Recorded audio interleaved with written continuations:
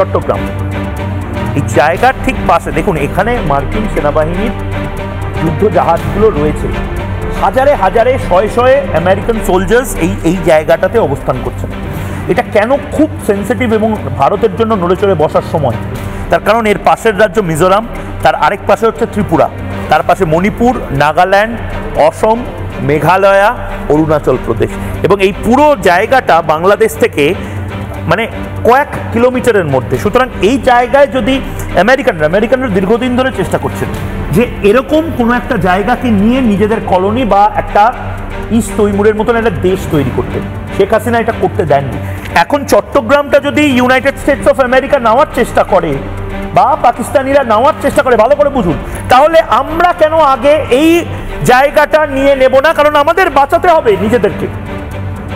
রাজা প্রদ্যুৎ দেববর্মা বলছেন যে এই অরুণাচল থেকে একটা ট্রাক সোজা বে অফ বেঙ্গল বা বঙ্গোপসাগরে চলে আসতে পারে যদি এই চট্টগ্রামটা বা ফেনীটা আমাদের হয়ে যায়। প্রদ্যুৎ দেববর্মা যে কথাটা বলছেন সেটা ঠিক না ভুল আপনারা বিচার করুন, কিন্তু ভারত বাঁচবে না নাকি যদি এখানে আমেরিকান সোলজাররা নিজেদের আস্তানা গেড়ে ফেলে।